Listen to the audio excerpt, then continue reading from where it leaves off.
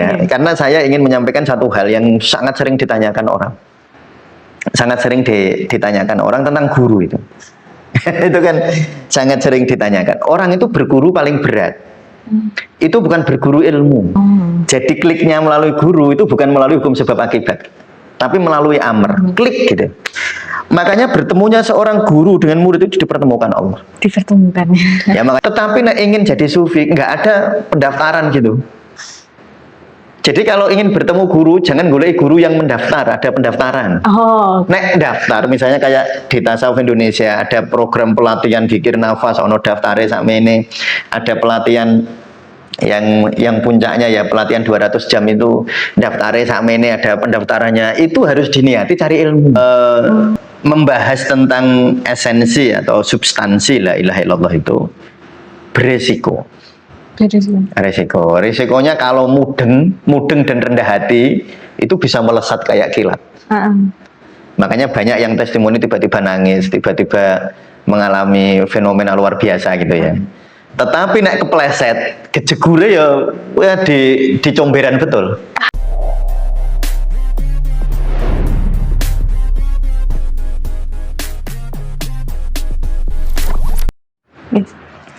Assalamualaikum warahmatullahi wabarakatuh. Waalaikumsalam warahmatullahi wabarakatuh. Bismillah, alhamdulillah, Allahumma sholli wa sallim ala Rasulillah Muhammad ibni Abdillah. Baik teman-teman semua, kita di KNA ya.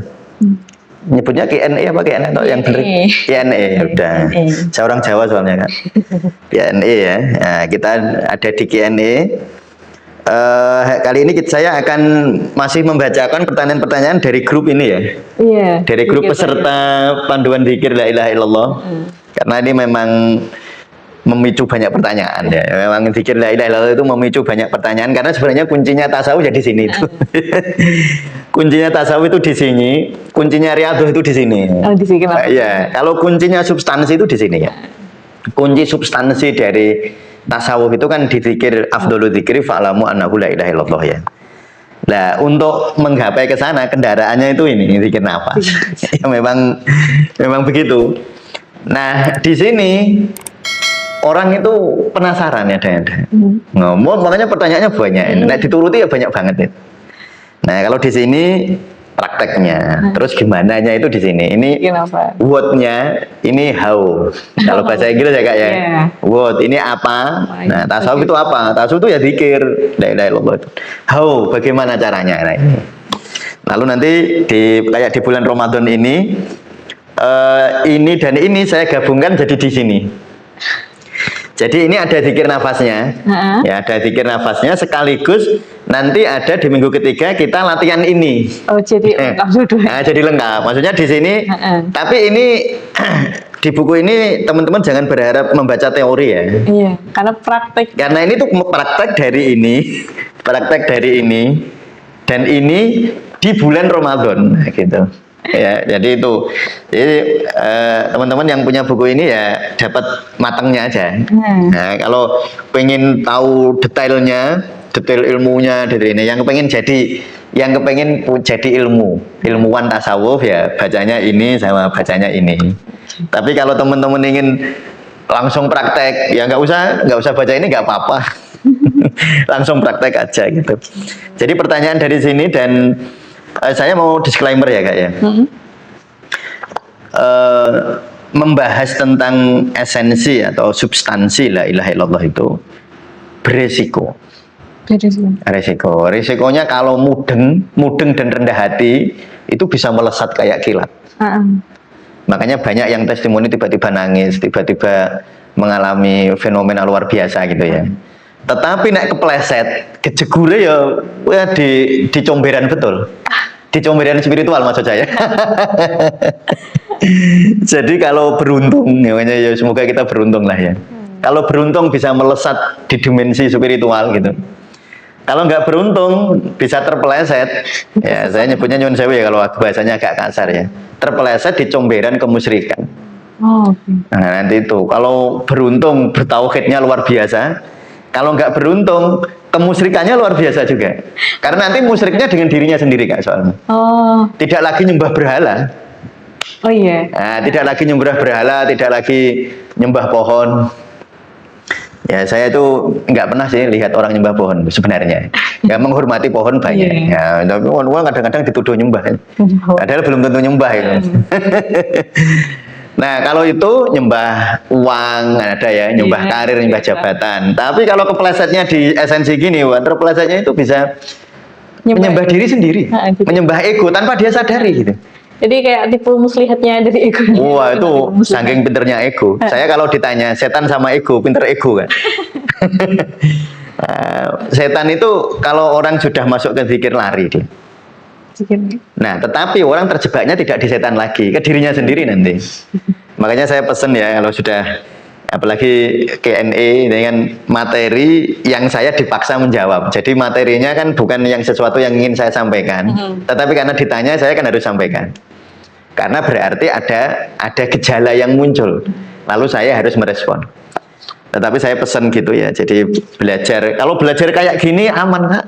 Mau ini teknik aja. Iya. Ya, teknik ya. Jadi tarik nafas, hembuskan nafas, hembuskan. Tapi kalau belajar esensi, belajar ini zikir la ilaha illallah itu. Ya, kalau beruntung bertauhidnya luar biasa, kalau tidak beruntung terpeleset di comberan kemusyrikan. Nah, itu ya. Nah, baik. Silakan Kak, ada pertanyaan apa? Oke. Pertanyaannya dari kemarin ya webinar la ilaha illallah. Ya. Pertanyaannya, Assalamualaikum. Waalaikumsalam. Jika ego menghambat kita jadi khalifatullah, merusak jalan kebahagiaan, bagaimana membuat ego tidak ada lagi dan apa manfaat adanya ego? Pak Ustadz, tolong pencerahannya. Saya jawab gini Kak, yang ingin tidak ada ego itu ego Kak. Iya. Iya kan? Iya. Bahkan yang bertanya itu ego. Ego. Jadi menghilangkan ego itu nggak bisa dengan ingin. Iya. Jadi menghilangkan ego, ya menghilangkan juga nggak bisa. Mengenai Aisyah huruf itu nggak bisa Iya, sebenarnya. ego ya. Jadi menghilangkan ego tidak bisa dengan ingin. Sebagaimana kemarin saya jelaskan, la ilaha illa ana itu nggak bisa dengan ingin. Hanyanya kita yang ditarik, kita yang diserap, kita yang dilarutkan. Jadi pasif lah. Ya, pasif itu gimana Ustaz tekniknya?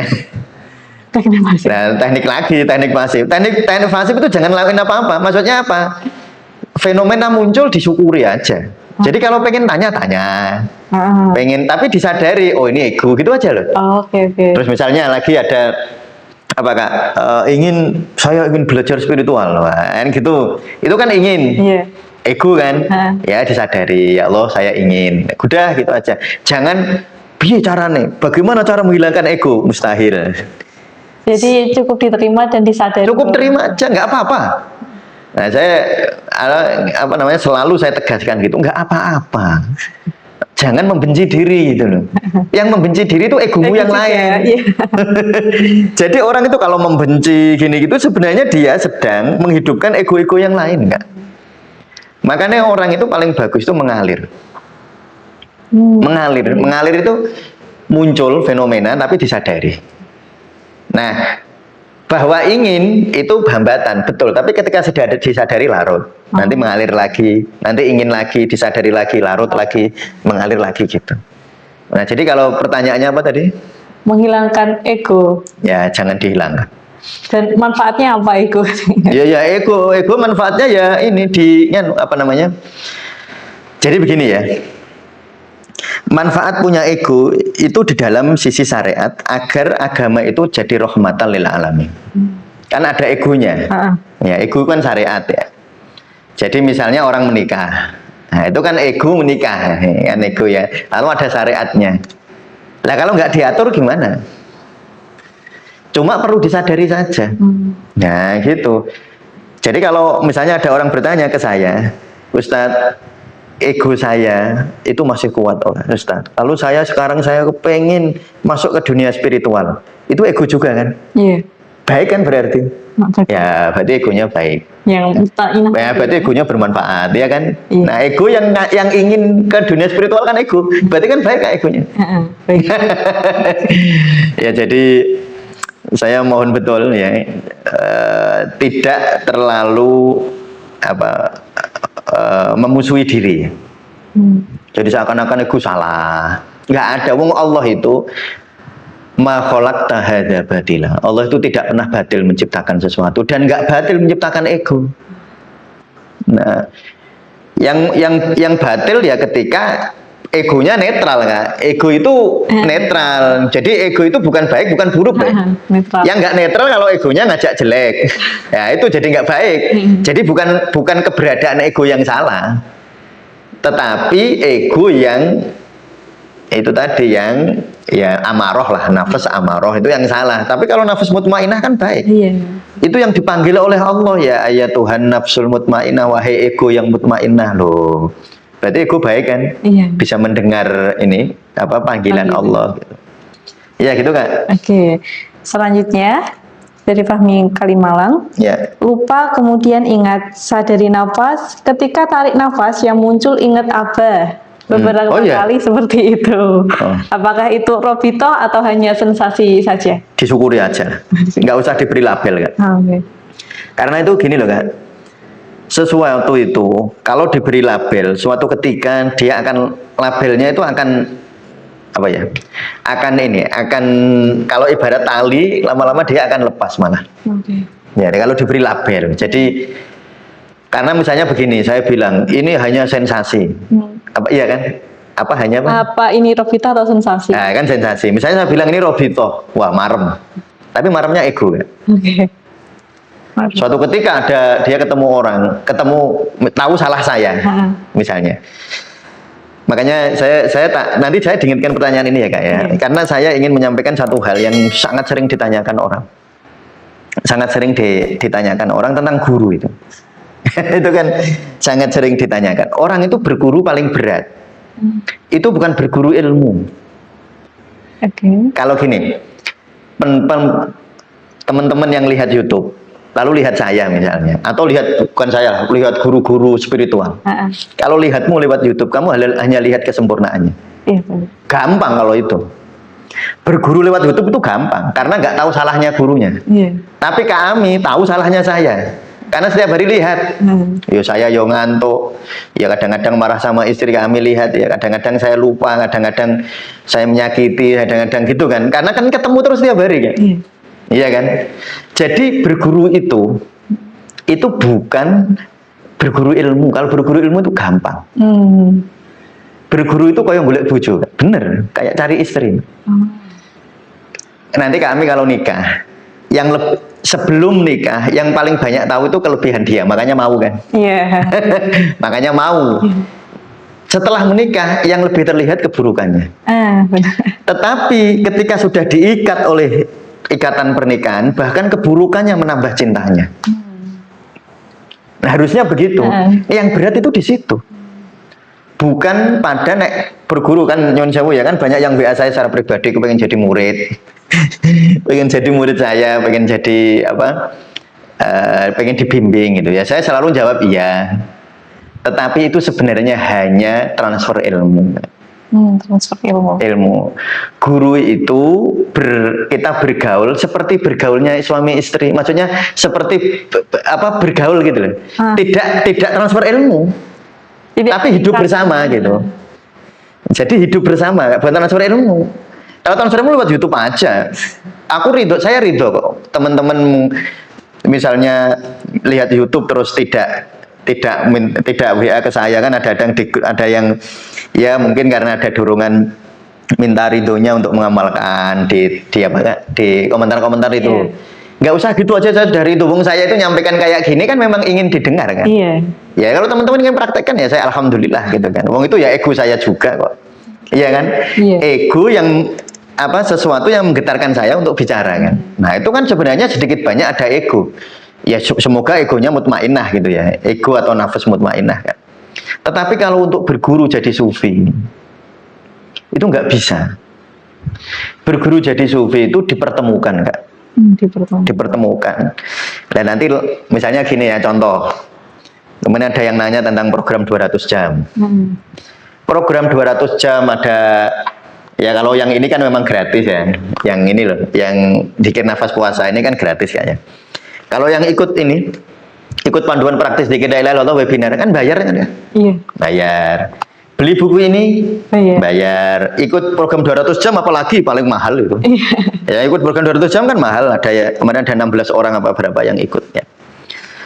Kalau ingin jadi sufi, itu nggak ada bayar-bayar gitu, Kak.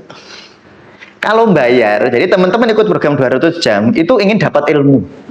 Bukan ingin jadi sufi, ingin dapat ilmu tasawuf. Memang program 200 jam itu ilmu paling lengkap. Semua saya berikan. Buku-buku yang saya tulis saya ajarkan. Cara prakteknya saya ajarkan, tapi itu tetap ilmu. Nah terus gimana Ustaz, saya pengen dapat guru, wis pokoknya golai ilmu. Nanti suatu ketika nek kita berjodoh, kalau kita berjodoh, nanti kita akan jadi murid dan guru. Oke. Nah kalau berjodoh aja, nggak usah ego. Kalau ego nanti itu gitu, Kak. Nanti wah ini Robitoh ini tadi kayak pertanyaannya Mas ini ya, Mas apa Bapak ya? Ya itu Robitoh. Wah. Terus Robito saya bilang iya gitu. Saya bilang iya, tiba-tiba tahu kekurangan saya. Nah ketika tahu kekurangan saya, Robitonya deledek mesti. Iya kan, deledek. Karena pelabelan nggak usah dilabeli maksud saya. Jadi fenomena disyukuri. Nggak usah dilabeli. Misalnya gini, ya Allah ini sensasi apa Robito, sepuluh derek jenengan ya Allah gitu loh caranya. Jadi setiap sensasi itu dibalikin dengan Allah. Jangan dilabeli oleh kita, bahkan oleh saya, bahkan oleh guru sekalipun. Nggak usah dilabeli. Itu perjalanan paling, menurut saya itu jalan Shirathul Mustaqim. Biarkan Allah yang termasuk nanti ketemu guru tuh gitu, Kak. Saya kan sudah pernah bilang tuh sama Mas Jawahir. Nek jadi guru ilmu tasawuf memang ono bayare, Kak. Ya kita karena ada ilmu. Ya kayak kami belajar di tasawuf, belajar tasawuf di UIN, bayar nggak, Kak? Ada SPP-nya kan, Kak? Ada. Magang bayar, ini bayar kan nggak ya? Nah, boleh nggak? Boleh mau belajar ilmu kok. Ya. Di pesantren sekalipun kan ada bayar listrik, ada bayar gini, ada bayar gini gitu. Tetapi nek ingin jadi sufi nggak ada pendaftaran gitu. Jadi kalau ingin bertemu guru, jangan golek guru yang mendaftar, ada pendaftaran. Nek daftar, misalnya kayak di Tasawuf Indonesia, ada program pelatihan zikir nafas, ono daftare sakmene, ada pelatihan yang puncaknya ya pelatihan 200 jam itu daftare sakmene, ada pendaftarannya. Itu harus diniati cari ilmu. Ya, diniati golek ilmu, tolabul ilmi. Ya kayak teman-teman kalau mondok pesantren kan ada biaya yang dikeluarkan kan. Ya minimal biaya makan, biar di asrama, kadang-kadang di pesantren ada yang ada apa namanya bayar SPP, ada gini-gini. Ya memang gitu kalau golek ilmu itu materi kok, Kak. Ilmu itu materi, betul. Tapi nek jadi sufi nggak materi, Kak.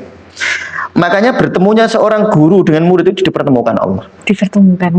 Ya makanya saya kalau dijawab ditanya gitu menjadi muridnya ya saya bilang nggih gitu.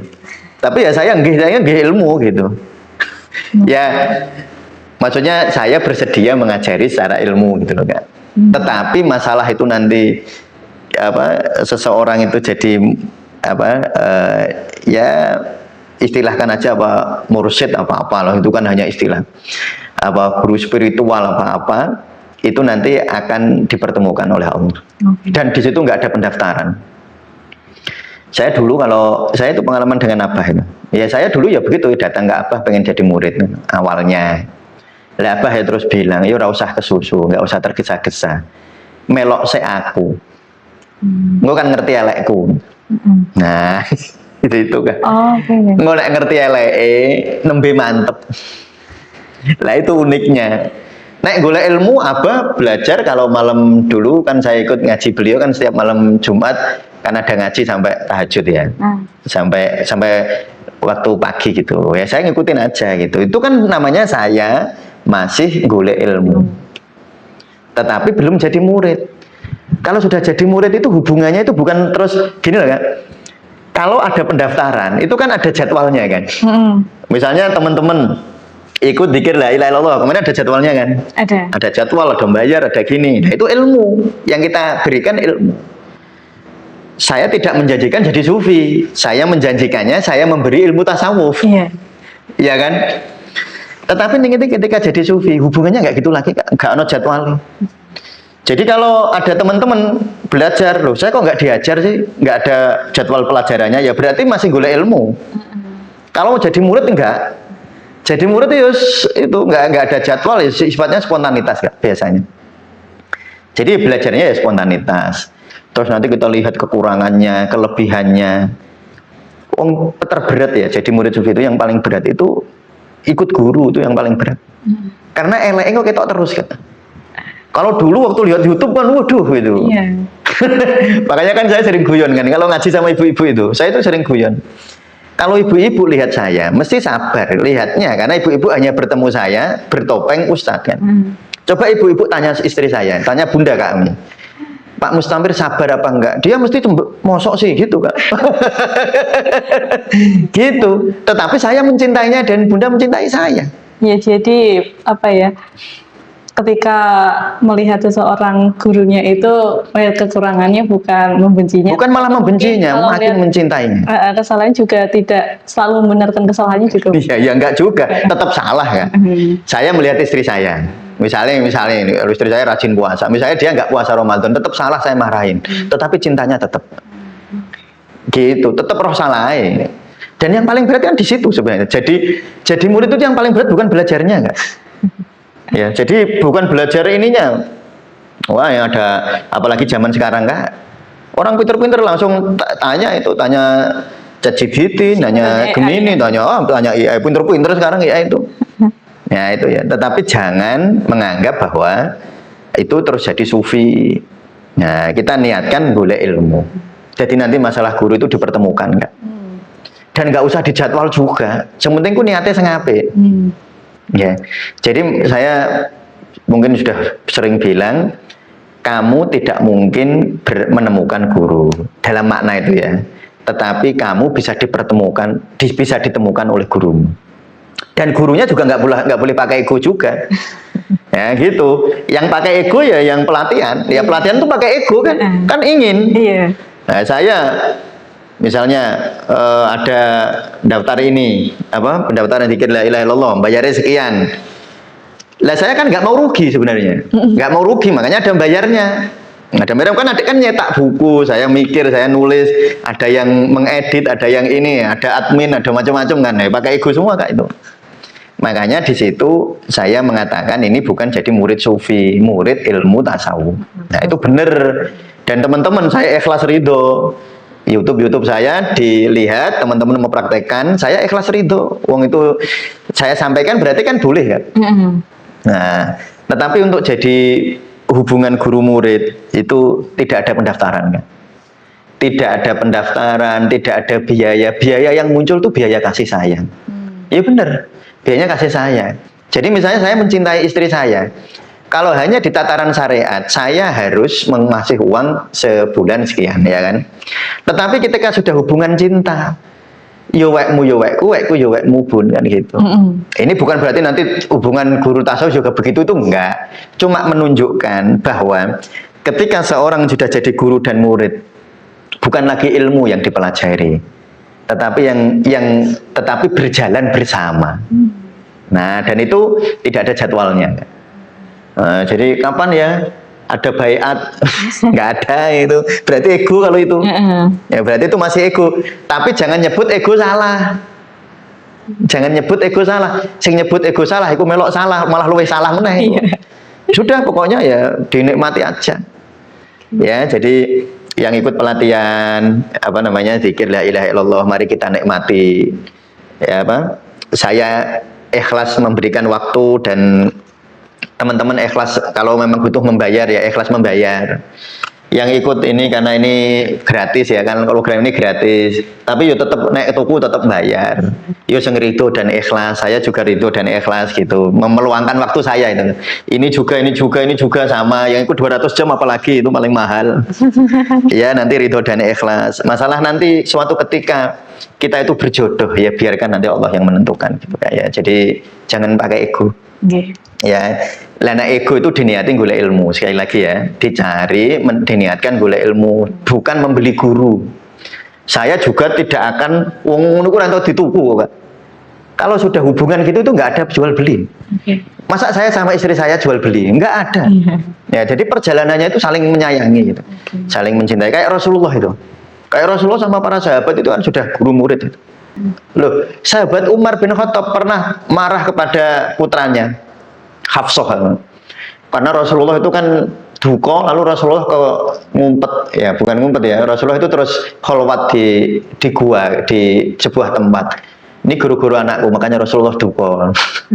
Tahu Abu Bakar, tahu manusiawinya Rasulullah. Iya kan? Iya. Ya waktu di dalam gua Sur waktu hijrah, tahu betapa Rasulullah itu bisa luka, Rasulullah bisa duka, bisa marah, Rasulullah gini, tapi tidak pernah mengurangi keimanan dan cinta kasihnya kan. Nah itu yang berat itu. Lah mau ujuk-ujuk kalau mau nggak berat ya yang jual beli aja, malah nggak berat itu. Nah sudah, pokoknya teman-teman ikut pelatihan ini saya ngasih beres kan, dah kewajiban saya. Ya, ini kan muamalah namanya Kak ya. Muamalah, kewajiban saya ngajar, saya ajari ya kayak dosen gitu.